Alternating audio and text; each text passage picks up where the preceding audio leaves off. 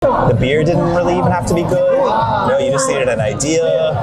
Beer isn't good anymore. Like these days, forget it. Get better beer, better breweries. You have to be good at everything now. Debt's a killer. I think Korea's right there. I don't think the obstacles for Korea are trends. Joe is the executive editor at Craft Beer and Brewing magazine. He's had a close look at hundreds of breweries all around the world and has a bird's eye view of what's going on in the industry today. Given the opportunity, I wanted to take the time to see what he thought about how the industry is doing and where it's headed in the future. I don't think it's quality either. There's a lot of luck. Timing counts for a lot. We just got through this big burst of growth over 10, 20 years in the United States where craft beer was growing and growing and growing. So if you decided to open a brewery in the US 10, 15 years ago, the beer didn't really even have to be good. You just needed an idea. People were happy to have craft beer. So that's the luck part. But now it's changed a lot. I think you got to wear a lot of hats. You got to be good at a lot of stuff, especially if you're small. If you're big enough, you can hire people who are good at things. So for small breweries, and 90+% of craft breweries are really small teams. Basically one person or 2, 3 people. Then you got to be good at the books, numbers. You got to be good at brewing, because if beer isn't good anymore, these days, forget it. Quality is table stakes. That means that's minimum. The beer has to be great. You can have great beer if you don't have any food. Beer is too expensive, or your just marketing is no good, or if you're just not good at costs, you're not going to survive. I think, unfortunately, these days, or maybe it's for the best. Maybe it means we're going to get better beer, better breweries. You have to be good at everything now. I think there's an attention to detail, and that comes out of just loving the creation of the product. So the heart of craft brewing is brewing. If you don't have that brewer at the heart of the business who cares about every little detail of the beer, maybe changes one variable at a time with the beer, so that they're trying to get it just right and chasing this like a science beer. Project. Yeah, exactly. I think again and again we see that with the most successful American craft brewers, whatever their size, and they all start small, right? I mean, virtually all of them start really small, but there's that mindset, that R&D mindset. Change one variable at a time, iterate until this beer gets perfect. It never gets perfect. It's impossible because the ingredients change every year. So you have to continually tinker. I think there's that tinkering mindset. Maybe that would be the thing I would say successful breweries all have, is that tinkering mindset. On the flip side, one mistake that'll just kill someone right away. They made one big mistake. Debt's a killer. 4 or 5 years ago, if you were banking on all this growth to continue happening, and you're thinking, oh, we can add a production facility, or we can add a bunch of big tanks and some real estate, and we're gonna have a big footprint, and we're gonna make a bunch of beer and increase our distribution. Well, guess what? That probably didn't work out for you.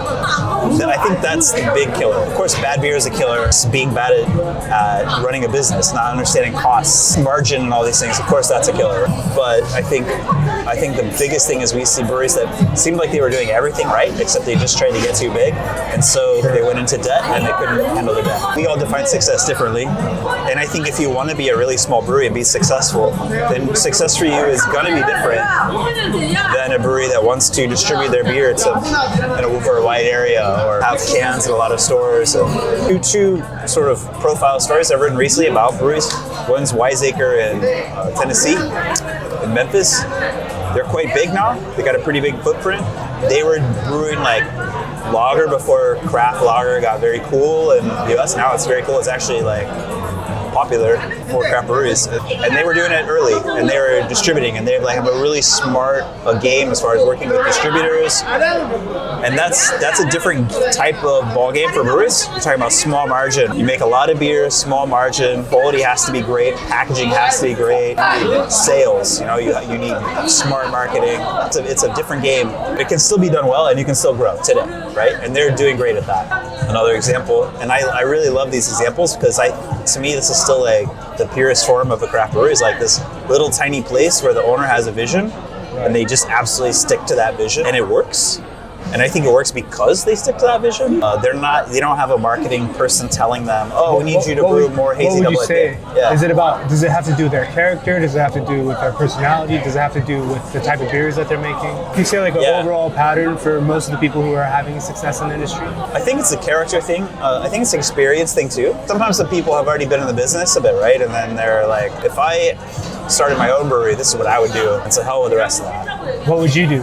What would I do? Yeah. I wouldn't make much money, that's for sure. Like all of us. I would go to the farm. Like we have a farm in Missouri. I would go there. We'd grow some of our own grains.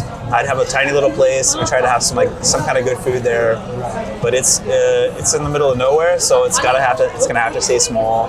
Destination. Yeah. But thankfully, I don't have to do that. I write about breweries as businesses, and I've learned enough to know I don't want to run one. What got especially interesting for me was Joe's take on Korea's future of craft beer. Not just on quality, but on how craft beer fits in the way people socialize. It's not just about the beer, it's a more holistic approach here that includes food and hospitality. The Korean craft beer market relative to the wider beer market in Korea is very small. Every Korean brewer knows that, right? I think that's the first sort of thing that makes it different here. Just to compare it to the US, you can go to a ballpark, go see a baseball game in the US, and you can drink craft beer. You can go to a dive bar, and there's probably going to be a local IPA on draft, right? Korea's big obstacle, I think, is that the eating and drinking culture is very strong, and it is very habitual and very ingrained of people going out in groups, having a great time together, eating, sharing everything. So like you're barbecuing or you're sharing a big hot pot or something, and you're sharing cass and you're sharing soju, and there's not really room in that to try an IPA or a double IPA or to try different beers.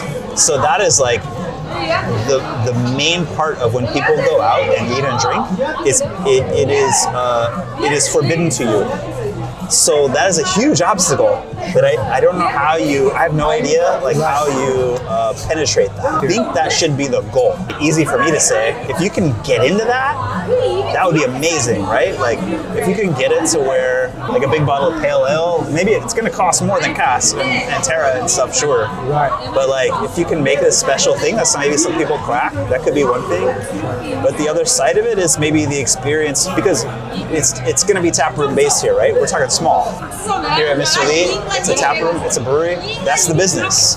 Busy tap room on almost any evening, but especially on weekends. And they distribute a little, but it's not really about that, right? What I see again and again, this is not only Korea. This is a worldwide affliction. A lot of craft brewers around the world seem to think that because they're serving American-style IPAs or